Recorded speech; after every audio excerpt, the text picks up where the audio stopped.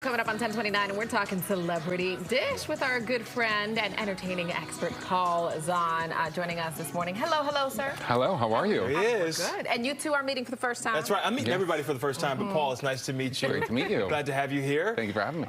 This is going to be exciting because we got you all day. Yeah. We got you all day. No, it is exciting. There are cocktails. There are cocktails, so you have me at cocktails. Involved. Yeah, exactly. That's why we like when he's here. Yeah. All right, ready to hop into it? Yeah, let's go. All right, first up, fallout over claims Will Smith was in a sexual relationship with actor Dwayne Martin, claims made by a former friend of the Hollywood star. In an explosive interview with gossip maven Tasha K, who's gotten into some trouble before about some tea that may or may not have been true, producer Chris is here with more on this. Chris, this is really blown up, and Jada has since responded. She had a two-word response to TMZ. She said, "We suing," as soon as people asked her about these allegations. However, these allegations started with a former friend of Will's. His goes by the name of Brother Bilal. His claims are now all over the internet. A lot of people are weighing in. The Daily Mail exclusively reports Will believes that he is the target of a smear campaign. So a legal source told the Daily Mail, quote, "Will is focused on his forthcoming movie and charitable projects, but is considering all legal options as he suspects he is the target of a smear campaign." The source added that Will is exploring all legal options, believes the allegation is ludicrous, and is hurt that a former friend would turn on him in this way. Brother Bilal claimed he once walked in on Will and Dwayne having sex. Will has staunchly denied the allegations, calling them, quote, unequivocally false, guys.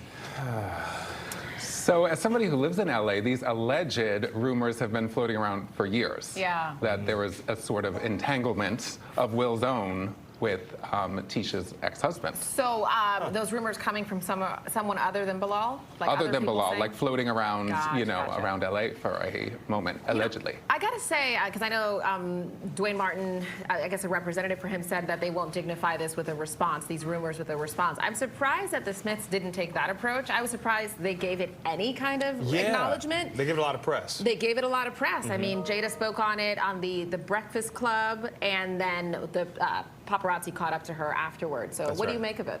Well, I mean, I think this is a very, terrible situation that's happening because you've got two people who are trying to defend themselves, and now there's a third person involved, which is the person who's a whistleblower, essentially, that you got to kind of get through all the details of whether or not this is true or not. It's kind of figuring out whose story is best. Dwayne's folks just saying, look, we're not even going to get involved. And then you got Will's folks, Jada, essentially, Will's PR arm of his life, which is Jada at this point, saying that, listen, we're going to sue.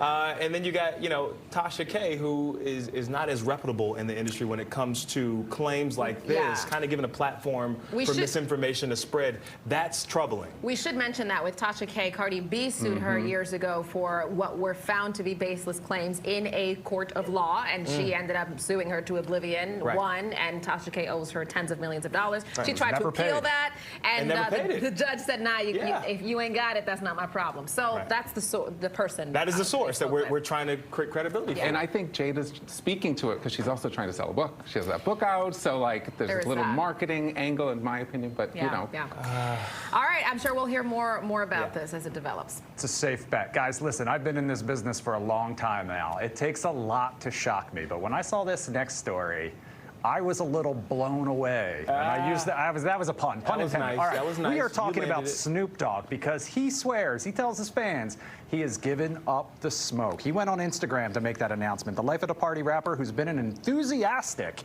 to say the least, marijuana user for years made the announcement. He said, after much consideration and conversation with my family, I've decided to give up smoke. Please respect my privacy at this time. Now, people immediately took that to mean he was giving up marijuana. Other people think maybe there's more at play here. Some of his fans don't buy it. They say there's no way he's ditching weed entirely.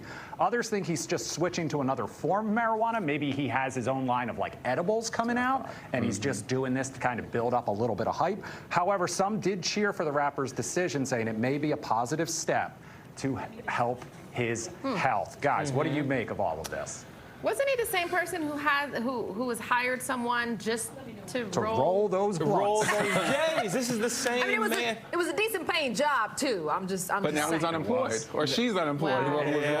Yeah, My maybe job AI with a took lot over of work, that. too. Well, yeah. I think Snoop is a marketing genius. Yeah. So this definitely has something to do with him rolling out maybe a vape line or an edible line or something within that wheelhouse. But maybe he's quitting the full-time smoking and splitting that up and doing some vaping and some edibles or something else in the ganja world. Then the ganja world. But the idea of him asking for privacy during this time feels a little off. Yeah. Especially because he's put so much of his life around smoking and supporting the cannabis industry. I mean, he's got millions of dollars invested into his companies from all around the world.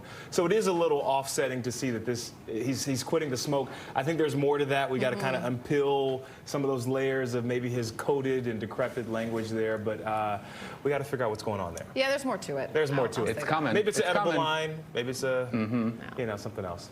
Definitely.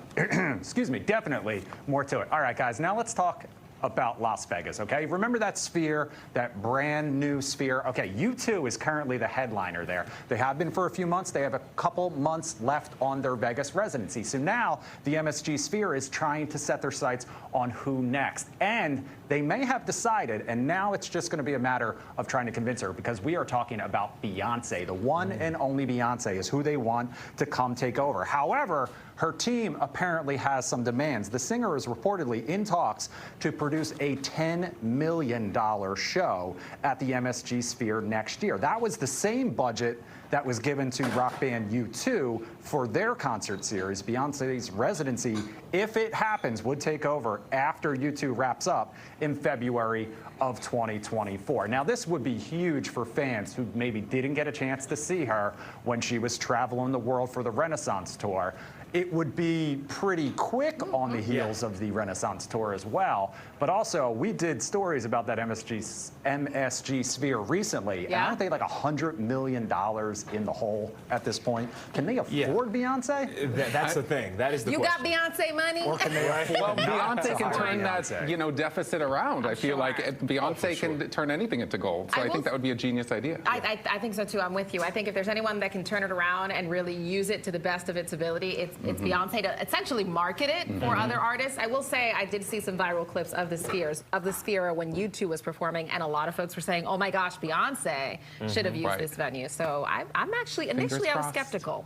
I think that might actually happen. I think it could work. Yeah. I actually do love the Sphere. I think it's a cool, innovative place.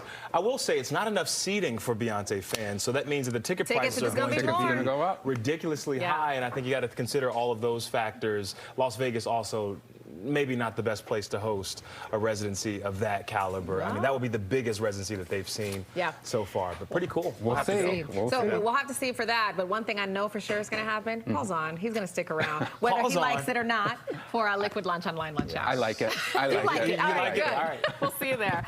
10:37 is your time. A Thanksgiving horror movie, a new chapter in the Hunger Games, and another Jacob Elordi movie, all in theaters this weekend. Coming up, Kevin will share which made his list.